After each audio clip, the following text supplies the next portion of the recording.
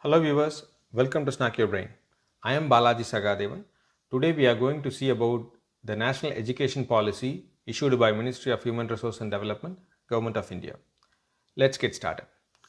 Government of India has issued a new national education policy specific to that of school education this week. And we will see about the pros and cons of this new education policy. And they have listed out a 55-page long document on their website. I will also put this in the description here. I have gone through those 55 pages, and all I am telling you is here is my opinion and my opinion alone. Okay, let's get started and dive deep into it. First of all, the pros or the advantage of this new education policy is the change in the curriculum. In older system, we used to have a curriculum from first standard to that of a 10th standard, and then 11th and 12th separately as a group one. In this new curriculum, they have split up into four, like first to 5 years up till from pre-KG to class 2, which is like a foundational stage, and then class 3 to 5 as a preparatory stage, class 6 to 8 as a middle stage, and then class 9th to 12th as like a secondary stage. So they have split into four stages, which is a good spread of the curriculum for the students. So in this new curriculum, from 9th onwards, they can select the subjects or the groups which is now selected at only 11th and 12th. So that is a flexibility which the new policy is bringing. And this is similar to that of the policies followed in United States, where from 9th onwards to 12th, the students can select the high school options and courses. We call it as groups in India. So that is one big change in the policy. So this is one advantage because students have long time to focus on their specific courses. And there is another advantage here because there won't be one single annual exam. There is still a proposal being discussed whether to make it as a term basis or like a semester basis from this 9th to 12th. So there won't be pressure on the students to perform well on the one single exam, public exam at the end. So that is an advantage. And then we can see that in the middle school level itself, like from class 6 to 8 itself, they are bringing a lot of updated stuff like coding, artificial intelligence, life skills, experimental based learning, and those kind of new ideologies around that. So that will really help kids to cope up with the updated learning preferences. And this is really a good thing to move our education policy from a 20th century to a 21st century education policy. And that's very important for the growth of the country as a whole. So that's an advantage that we need to see. Then if you go a little bit to the primary level, like a preparatory or the foundation level, they have encouraged a lot of play school activity things there, a lot of like creative learnings, play school learnings, bagless class days are being made mandatory, play school wise learning for first 3 months in the class 1 level they have made as a mandatory one. So those are real good stuff in reducing the pressure on the kids. Okay, then coming to the teachers, the standard or the education qualification of the teachers are stressed very well here. So B.Ed degree is mandatory if a person is coming for teaching. Either it can be like an integrated course after that BSc degree if it is a 3-year course, or they can take it like if there is current teachers who doesn't have a B.Ed degree but have only their bachelor's degree, they can go to a 2-year school for their B.Ed degrees. So those things are really stressed upon there, which is really good because teachers need to be well qualified.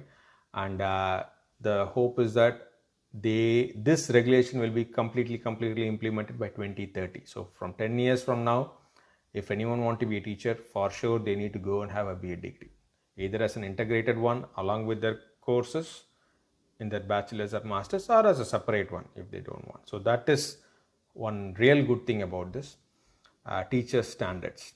And there is also ability there for like resource sharing between the states and between the schools things, especially around the language classes. If especially in the state bordering areas, when people want to shift in the language preferences, that is encouraged here. That is really a good option. One other advantage is there is a good system that is being developed, being implemented with respect to setting the standard for the schools. Regular audits are listed there. Regular grading systems for the school standards are listed, which is again an advantage. So these are the advantage. Now let's get to the disadvantage, the cons of it. For class 3, 5 and 8, they will be like a census assessment test. They are not using the word public exam, but the word census assessment is used, okay, which is a careful pick of vocabulary by the policymakers here. So that need to be clearly looked upon, because if these are happening as a public exam, statewide exam, which they mean as census assessment, or a nationwide exam as census assessment, then I am afraid that there will be a dropout rates increase in rural areas. And added to this, I also see that there is a change in the child labor law being considered. Combined with the dropout rates, the change in the child labor law is not a good combination, because the students can drop out and they can help their parents in their family business, which is not an ideal thing to improve the students' capability to come up in a good technical way. So that is a major con here I see personally. Then encouragement to learn in their mother tongue till class 5th or class 8th. That can be seen as an advantage by few, but there is a flip side to it, especially with respect to the English competency skill of the students. Nowadays, we see people who studied in English medium from LKG to class 12 is having issue in reading, writing English in their bachelor's degree, or after they come out in their professional life. So if a student is studying in their mother tongue till 5th or 8th, they will be having challenge in coping up with English medium education in class from 9th to 12th. That might cause some stress again to the students, and that need to be monitored actually. That's both flip side are there. The next one is very important, because here the third language is mandated there, because I didn't see third language as an option in that 55 page document that I have read. Third language is mandated there, and the choice of third language is left to the state. It's not left to the student, it's left to the state. Okay, so it's up to the state government to pick the third language, which I personally see is not ideal, because there are many states in India which is having a diverse population. For example, if you see Karnataka, okay, it is bordering 5 states. Okay, I mean 6 states now, which is having a lot of regional languages like Tamil, Malayalam, Telugu, Konkani, Tuli or Tulu and Marathi. So right there you have 7 languages. So the bordering area people tend to speak these languages. So a state can't go and select one language. So that is a disadvantage, I would say. It should be left to the student choice, not like a state government choice. Then one big thing for the parents is the school fees are not regulated. I am not seeing any one line in regulation of school fees. They are regulating the standard of the school, but not the fees of the school. That's very important stuff. One other thing which I see as a different step here is the peer review of student at school level. It's available in corporate level. In corporate world, there is a peer review for performance review, but I don't know how that is going to work in school level with kids understanding the concept behind peer review. If they don't get along with another child, they are going to give a bad review. So that is need to be weighed with a pinch of salt. So these are the pros and cons, and there is something else which need to be observed with respect to implementation. It sounds good on paper, but we need to see how it is implemented.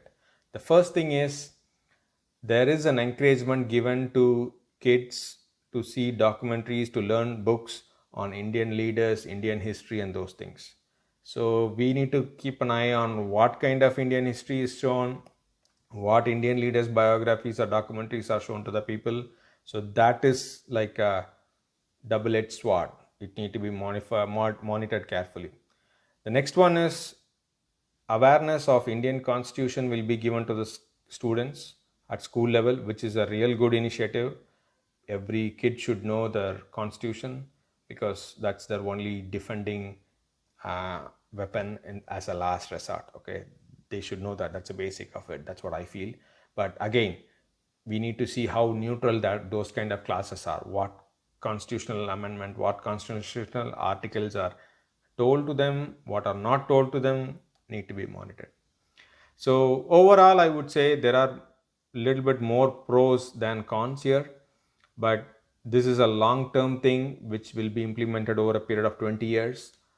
We need to keep observing how these are implemented, or if there is any change as it goes. So overall, I would say this is a good step in a right direction in making the kids ready for a 21st century education and competition.